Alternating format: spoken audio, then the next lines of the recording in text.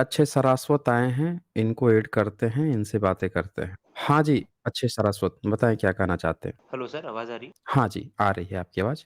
जी, बताइए। जी, नमस्ते सर। मैं एक्चुअली सर लास्ट 2 वीक नमस्ते। से देख रहा था काफ़ी सारे वीडियोज़ ओके। आपके, तो उसमें मुझे हाँ, काफ़ी बातें समझ में आई हैं कि काफ़ी कुछ गलतियाँ हैं जो ब्राह्मण कम्युनिटी ने करी हैं।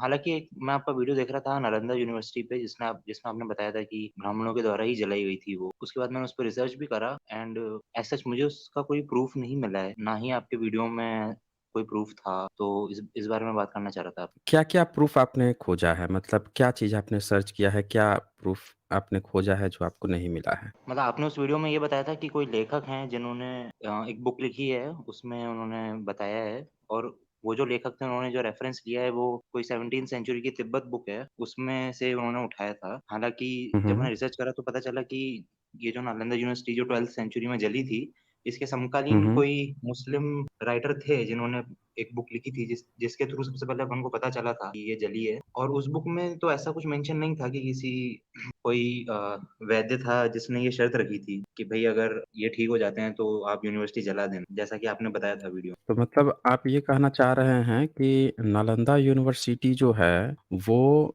आपके जो ब्राह्मिन्स हैं, उन लोगों को नालंदा यूनिवर्सिटी के बारे में पता था? आप ये कहना चाहते हैं? या इसकी भी जानकारी मुस्लिमों ने दी ब्राह्मणों को कि आपके यहाँ कोई यूनिवर्सिटी थी जो हमने जला दी, ब्राह्मण्स को ये बात पता ही नहीं थी? नहीं, मैं ये आपने नहीं कह कहा रहा कि कि मैं ये हुँ, नहीं कह रहा हुँ। कि हमें पता नहीं था या पता था। मैं तो बस ये बोल रहा हूँ कि इस बात का क्या प्रूफ़ है कि मतलब ब्राह्मणों ने ही जलाई थी? बहुत सारे प्रूफ़ हैं इसके, एक थोड़े प्रूफ़ है। मतलब जो मैंने इसके तो मैंने बहुत जो सारे प्रूफ़ हैं। देखा उसमें तो 12th सेंचुरी में ही कोई मुस्लिम था, उसने कोई बुक लिखी थी, उसमें उसने पहले लिखा यहाँ था। पे जो आपने 2 बातें कही हैं ना, आपने जो 2 बातें 2-3 बातें कही हैं, उसमें एक-एक करके उस पॉइंट्स को हम चेक करते हैं।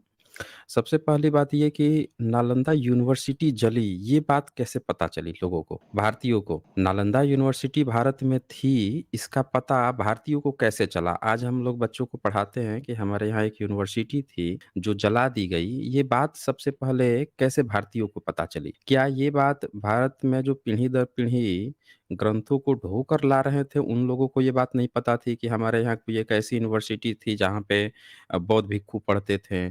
चाइना से, जापान, कोरिया कहाँ-कहाँ से आते थे उसमें पढ़ने के लिए। क्या ये बात ब्राह्मणिकल सिस्टम को नहीं पता थी? यहाँ पे एक बात ये हो गई। दूसरी बात कि जब उस यूनिवर्सिटी को जला दिया गया तब क्या भारत में कोई ब्राह्मण नहीं थे? अगर ब्राह्मण होंगे तो उनके भी नज़र में ये बात आई होगी, घटना आई होगी कि हाँ यार, यहाँ पे कोई एक यूनिवर्सिटी थी बौद्धों की जिसको जला दिया मुस्लिमों ने। तो जब ऐसी कोई घटना होती है तो उसको इतिहास में रिकॉर्ड किया जाता है, दर्ज किया जाता है। जैसे रामायण महाभारत को जिसका कोई ऐतिहासिक प्रूफ नहीं है, उसको ब्राह्मणिकल सिस्टम ने लिख कर दर्ज किया हुआ है और बोलते हैं कि हमारा इतिहास ही इतिहास है। पर 12वीं-13वीं सदी में एक यूनिवर्सिटी जलाई गई, इसकी बात आपने जो कहा कि एक समकालीन उसके मुस्लिम थे वो बता रहे हैं। मतलब जो व्यक्ति जलाया है वो खुद कह रहा है कि हाँ, हमने जलाया है। पर आप इस बात की कोई पुष्टि नहीं कर पा रहे हैं कि जिनकी यूनिवर्सिटी थी, वहाँ के लोगों ने उसके बारे में क्या कहा है? क्या उन्होंने कहीं पे भी ये बात मेंशन की है कि हमारे यहाँ नालंदा नाम की कोई यूनिवर्सिटी थी, जिसको मुस्लिम ने जलाया? मुस्लिम तो कह रहा है कि हाँ, उसने जलाया, उसने लिखा। लेकिन क्या ब्राह्मणिकल सिस्टम को ये बात पता थी? मैं आपसे ये जानना चाहता हूँ। इस पे आपने कुछ रिसर्च किया है, अक्षय सारस्वत? हाँ जी सर, नहीं ऐसा कहीं लिखा नहीं है इसके बारे में एंड मैंने रिसर्च करा था कि वो एक्सकवेशन हुआ था शायद उसके बाद ही पता चला था कि ऐसी कोई यूनिवर्सिटी भी थी ये इंडिया में। एक्सकवेशन कर्निंघम महोदय ने की थी। जी, जी, जी। ये एक्सकवेशन जो है कर्निंघम महोदय ने की और किसी भी ब्राह्मणिकल सिस्टम ने ये नहीं बताया कि उनके यहाँ किसी भी तरह की कोई ऐसी यूनिवर्सिटी थी। तो क्या इसका ये मतलब माना जाए कि वो बौद्ध की यूनिवर्सिटी थी, बुद्धिस्ट लोगों के स्क्रिप्चर से ये बात अच्छा एक्सकवेशन भी कैसे हुआ था तो बुद्धिस्ट स्क्रिप्चर के आधार पर। यानी बुद्धिस्ट लोग ये दावा कर रहे थे कि उनके यहाँ कोई यूनिवर्सिटी थी, पर ब्राह्मणिकल सिस्टम कोई ऐसा दावा नहीं कर रहा था कि उसके नज़र में ऐसी कोई यूनिवर्सिटी और वही नहीं, उसने विक्रमशिला के बारे में नहीं लिखा, इतनी बड़ी यूनिवर्सिटी, तक्षशिला के बारे में उसने नहीं लिखा, इतनी बड़ी यूनिवर्सिटी। तो इतनी बड़ी-बड़ी यूनिवर्सिटीज़ के बारे में उसने कहीं भी कुछ मेंशन नहीं नहीं किया। लेकिन जब ये बात आई एक्सकवेशन से कि ऐसी कोई यूनिवर्सिटी जला दी गई, तब ब्राह्मण्स जो है पूरा ब्लेम जो है मुस्लिम पे दे रहा है, पर उसने खुद ये बात नहीं लिखी। तो ये तो एक बात हो गई। अब दूसरी बात आते हैं तथ्यों पे। तथ्य क्या जी। कहते हैं, किसने जलाया और किसने क्या किया। जब आप किसी भी चीज पर चुप्पी साध लेते हैं तो उससे ये पता चलता है कि ये मैंने कुछ आपको यहाँ रेफरेंस शेयर किया है। जब भी कोई ऐसा व्यक्ति जो इतिहास के बहुत बड़े बड़े दावे करता हो और जब वो चुप्पी साध लेता है इन मुद्दों पर, तब ऐसे पता चलता है कि कहीं कुछ जो है गड़बड़ है। कहीं ना कहीं क्या वो शामिल थे इन चीजों में जिस पर उन्होंने चुप्पी साध ली। जिसने जलाया उनके यहाँ के तो लोग बोल रहे हैं, पर ब्राह्मण्स बिल्कुल खामोश है, जबकि ब्राह्मण जो है भारत के कोने कोने में फैले हुए थे।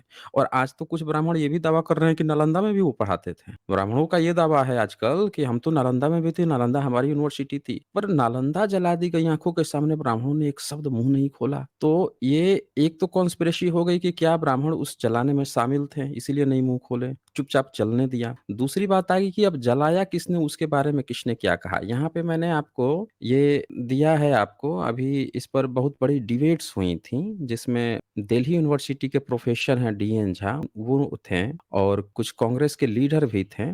इन लोगों के बीच में काफी चर्चाएं, डिबेट्स हुई हैं, किताबें लिखी गई हैं, कई कई काउंटर किताबें लिखी गई हैं। और जो आप क्लेम कर रहे हैं वही क्लेम सेम किया गया कि नहीं, ब्राह्मणों ने नहीं जलाया है। तो उस पर जो है डीएन झा ने जो अपने मेंशन किया है, इसको आप पढ़ सकते हैं। स्क्रीन पे मैंने शेयर किया हुआ है, आपको दिख रहा है ये स्क्रीन पे। बिल्कुल, बिल्कुल दिख रहा है, बट मेरा बस एक पॉइंट यही था कि जब मैं तो रिसर्च कर रहा इसमें था। आप पढ़ सकते हैं ये क्या लिखा हुआ है। ये यहाँ से, I cited the tradition recorded in the 18th century. ये पॉइंट आपको दिख रहा है इन कहाँ दी पे? कॉन्टेक्स्ट, ये हाँ, दिख रहा पॉइंट है, आपको दिख रहा है। दिख रहा है, दिख रहा है। हाँ, ये पढ़ सकते हैं क्या कह रहा है ये। In this context, I cited the tradition recorded in the 18th century Tibetan text hmm Paksamzang by Sumpa Khan Oyesepal for mentioned by B.N.S. Yadava and his society and culture in northern India in the 12th century. Hmm With due acknowledgement, though in his pettiness, Shori is quick to discover plagiarism on my part. Hmm I was added that Hindu fanatics are not my words, but Yadava,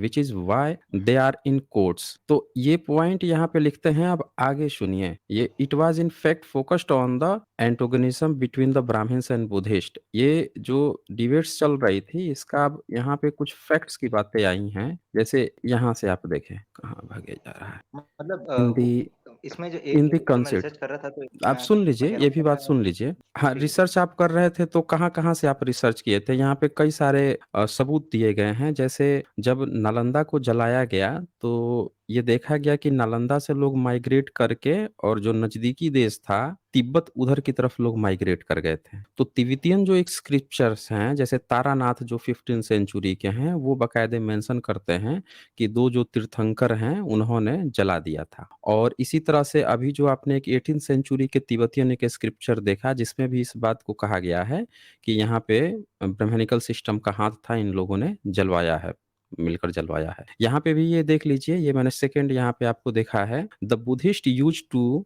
डिजाइनेट the Hindus by term tirthika. ये तीर्थिका यहाँ पे लिखा हुआ है, आप यहाँ पे देख सकते हैं। हम्म, ये देख सकते हैं तीर्थिका। और यहाँ पे इसको जब आप पढ़ेंगे तो ये दिखाया जाएगा कि ये जो दोनों जो हैं तीर्थिका, ये एंग्री हो गए थे, वेगिंग करने के लिए गए थे वहाँ पे नालंदा में। और जब उनको ऐसा फील हुआ कि उनको नहीं दिया जा रहा है, तो इन दोनों ने मिलकर और जलाया था, burn down the entire huge scattered complex, look at another passage. तो ये पूरा का पूरा जब आप पढ़ेंगे तिब्बतियन स्क्रिप्चर, तो खुल के कहते हैं कि ब्रह्मनिज्म जो है उन्होंने इसको जलाया है, किसी दूसरे का बाहरी हाथ नहीं है। हालांकि मुस्लिम जो है इसका क्रेडिट ले रहा है उसी समय कि हमने खत्म किया है, सबको अपना अपना जी। क्रेडिट लेना होता है। लेकिन ब्राह्मण्स जो हैं वो बिल्कुल चुप हैं, उनको जैसे पता ही नहीं है कि यहाँ पे क्या चला था। नहीं, यहाँ इसमें पे बस दो जो बातें आ काउंटर रही जो हैं। काउंटर हम्म जो देते हैं लोग, वो यही था कि भाई जो उसके समकालीन जो लेखक था उसने क्यों नहीं मेंशन करी है फिर ये चीज, ये टेक्स्ट तो बाद में लिखे गए तो। ये टेक्स्ट देखें, बाद की बात नहीं है यहाँ पे। बात ये है कि जिस मुस्लिम लेखक की आप बात कर रहे हैं, वो समकालीन भारत में थोड़े प्रेजेंट था। वो तो मुहम्मद का लिख रहा था, 6ठी सेंचुरी, उसका किताब पढ़िए ना। वो तो बता रहा है कि जिस किताब है वो 6ठी सेंचुरी से लेके 12वीं-13वीं सदी तक के बीच की बातें लिखी गई हैं। तो वो जो किताब है, जिस किताब का आप हवाला दे रहे हैं, वो व्यक्ति अपने आँखों से थोड़े देखा था। वो भी एक गाँव में गया था जहाँ पे उसको 2 सैनिक मिले थे और उन 2 सैनिकों ने बताया था और ये घटना होने के 10-12 साल बाद की बात। जब वो उसमें लिखा भी है कि जब वो वहाँ पे गया तो जो 2 सैनिक थे, उन्होंने बताया कि हम लोग गए थे जब भारत में लड़ाइयाँ हुई थीं, जब जलाया गया था तो हम गए थे। तो उन दोनों ने अपने आँखों देखा हाल कुछ बातें बताई, उसको उसने रिकॉर्ड करके उसमें लिखा है। उसके आँखों देखा हाल नहीं है। पर तिब्बतियन जो स्क्रिप्चर्स हैं, वो इस बात की पुष्टि करते हैं कि हमारे जो पुरखे थे, वो भारत से जब नालंदा जलाया गया, जब वहाँ पे इस तरह के खून-खच्चर मचाए गए, तो माइग्रेट करके यहाँ पे आए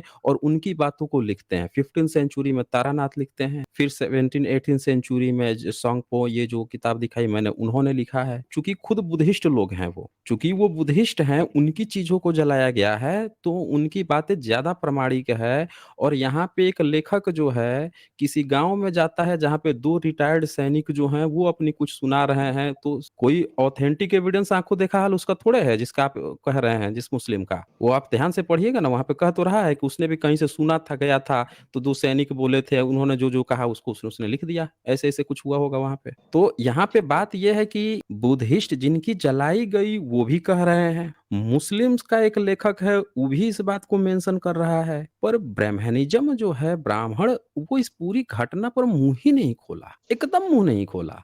और वहीं नालंदा में जब खुदाई हुई, तो वहाँ पे एक तेलिया बाबा बना के पूजा कर रहा था। ये जी, आपको वो पता है ना? जी, मैं पढ़ रहा हैं? था, पता चला। मतलब तेलिया बाबा जो है, उसकी पूजा कर रहा था वहाँ पे, उस जगह को कब्ज़ा करके बैठा हुआ था। पैसा देके कर्निंघम महोदय ने बहुत सारे पैसे खर्च किए हैं खर्च कर के पैसे खर्च कर के तब जाके उस जगह को छुड़ाया। ये देख लीजिए, मैं वो भी शेयर करके आपको दिखा देता हूँ, वो भी एक नज़र आप देख ही लीजिए। एक तो उस जगह को जलवाया, दूसरी चीज़ कि उस जगह को कब्ज़ा किया और तीसरी बात कि वहाँ पे बुधा की जो मूर्ति है, पीछे तेलिया बाबा लिख के तेल मालिश करवा के डोनेशन बॉक्स लगा के पैसा लूट रहा है। तेलिया बाबा है ये नालंदा में, बताइए। जबकि इनको आप गूगल पे जब सर्च करेंगे तो ये मिलेगा ब्लैक बुद्धा स्टैचू, पब्लिक तेलिया बाबा मंदिर।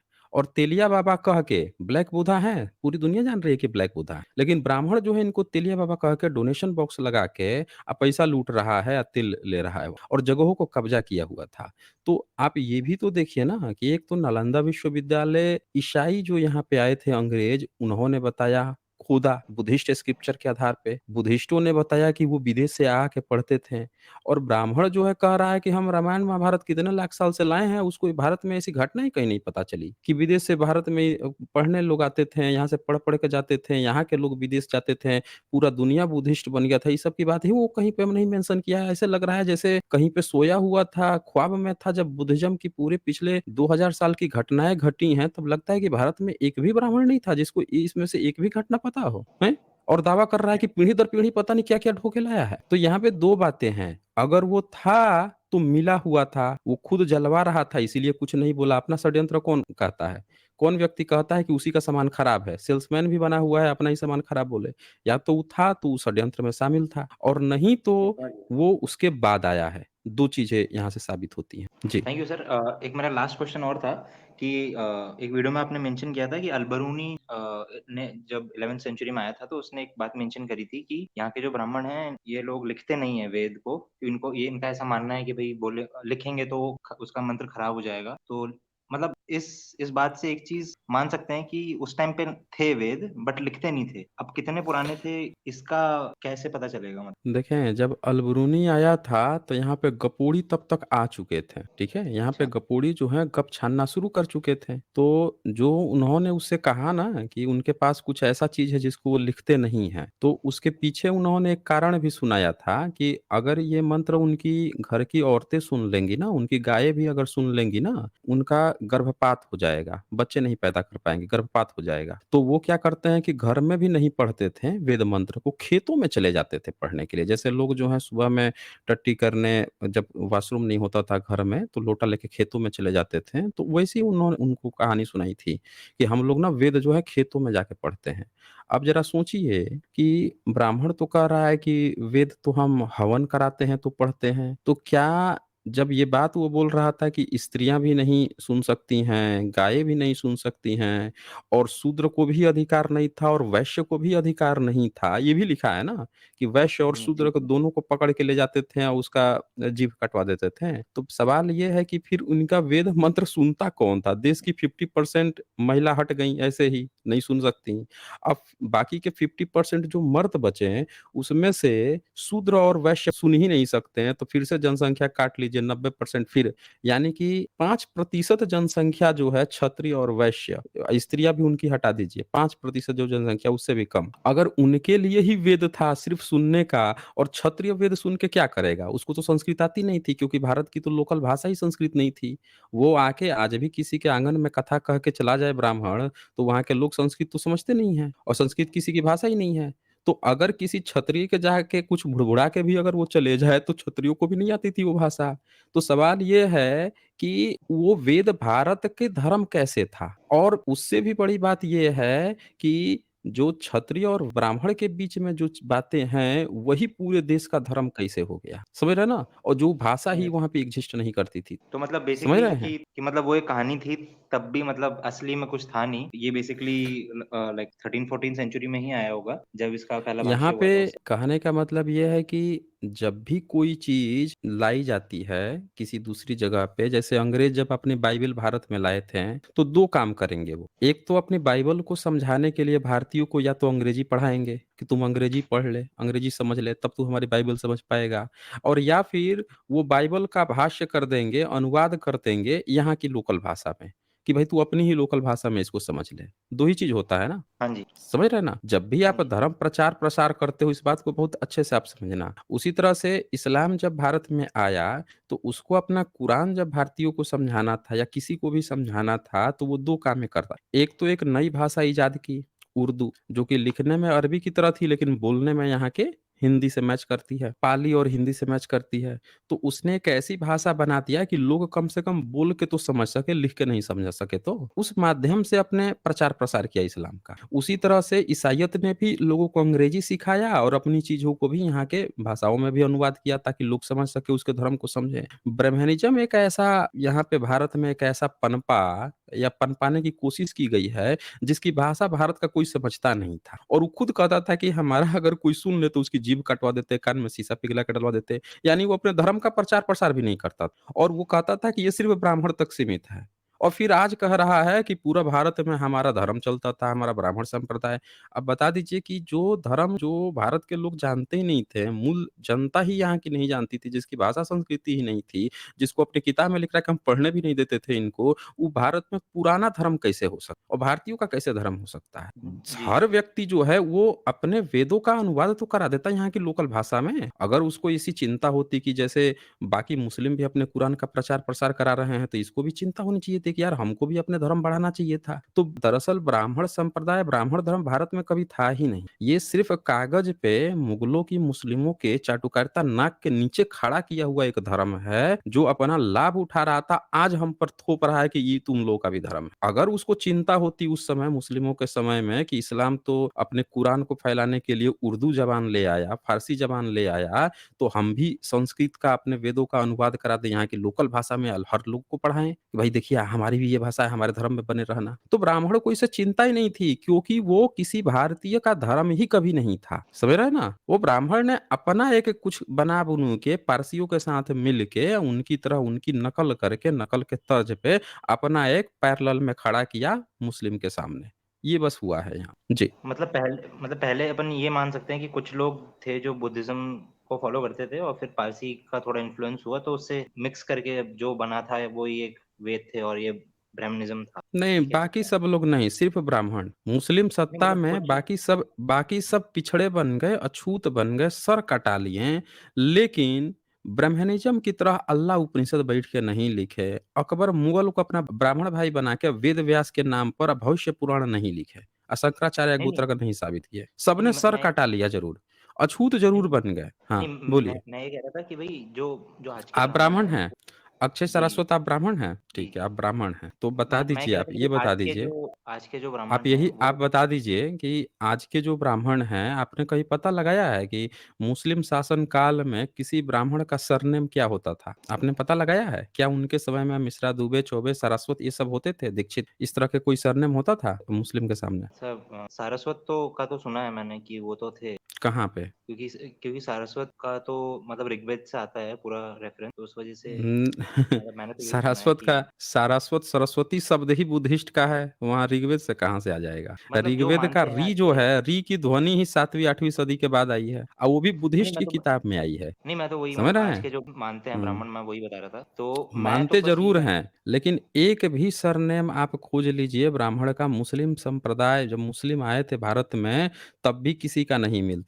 भाई तुलसी जो है, तुलसी नाम आता है, रामानंद नाम आता है, मध्वाचार्य नाम आता है, सायण नाम आता है, उव्वट, महिधर उव्वट सायण, मध्वाचार्य, जी, माधवाचार्य, इतने सारे रामानुजाचार्य और शंकराचार्य, इतने सारे नाम आते हैं, विश्वजीत नाम आता है, किसी का भी सरनेम दीक्षित, मिश्रा, दुबे, चौबे, पांडे, चतुर्वेदी, त्रिवेदी, त्रिपाठी इस तरह का नाम आता है? नहीं आता। क्यों?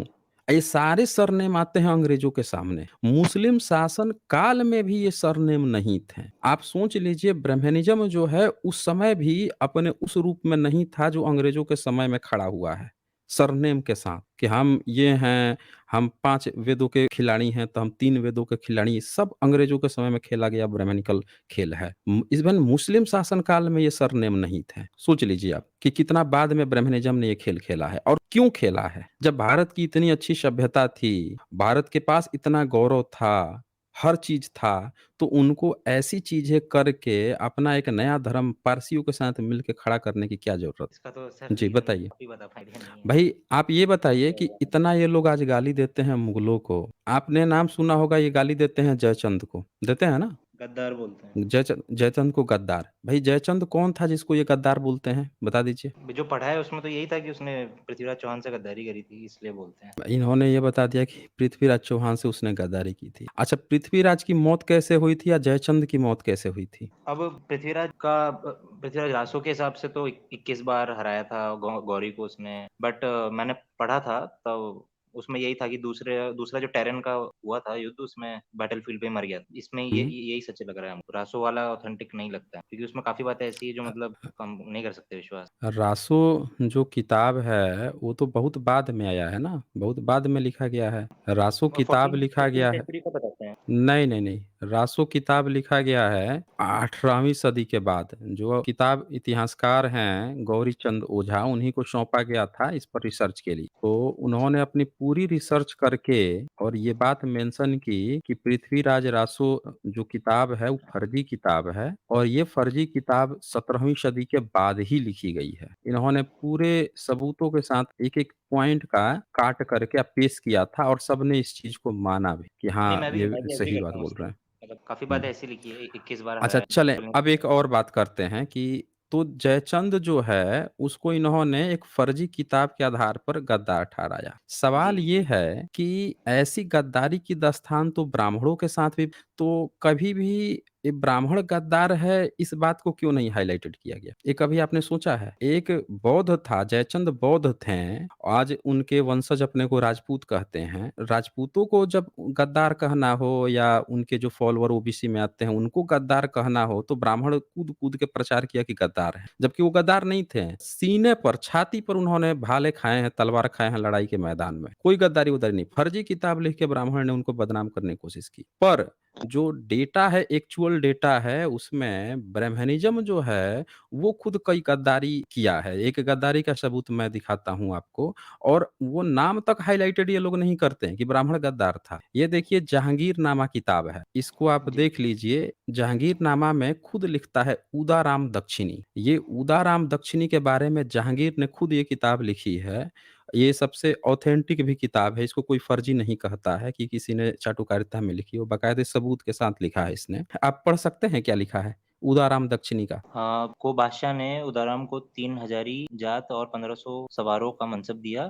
यह ब्राह्मण अंबर के पास बड़ी इज्जत के साथ रहता था। जब शाहनवाज खां ने अंबर पर चढ़ाई की तो आदम खां, हबशी जादूराय, बाबू राय कायस्थ और उदाराम आदि निजामुल के कई सरदार अंबर को छोड़कर शाहनवाज खां के पास चले गए। अंबर की हार होने पर ये लोग आदिल खां के कहने और अंबर के धोखे में आकर बादशाही नौकरी छोड़ बैठे। अंबर ने आदम खां को तो कुरान की कसम खाकर बुलाया और छल से पकड़कर मार डाला। बाबूराय और उदाराम निकलकर आदिल खां की सीमा में आए पर उसने आने न दिया। बाबूराय कायस्थ तो उन्हीं दिनों में अपने एक मित्र के धोखे से मारा गया। उदाराम पर अंबर ने सेना भेजी जिसको वो हराकर बादशाही सीमा में आ गया और वचन लेकर अपने बाल बच्चों भाई बंधु को भी ले आया। शाहजहां उसको 3 हजारी जात और 1000 सवार के मनसब दिलाने की प्रतिज्ञा पर अपने साथ ले आया। तो यहाँ आप देख लीजिए कि शाहजहां उसको 3 हजारी जात और 1000 सवार के मनसब दिलाने की प्रतिज्ञा कर अपने साथ ले आया। बादशाह ने 500 सवार अधिक दिए।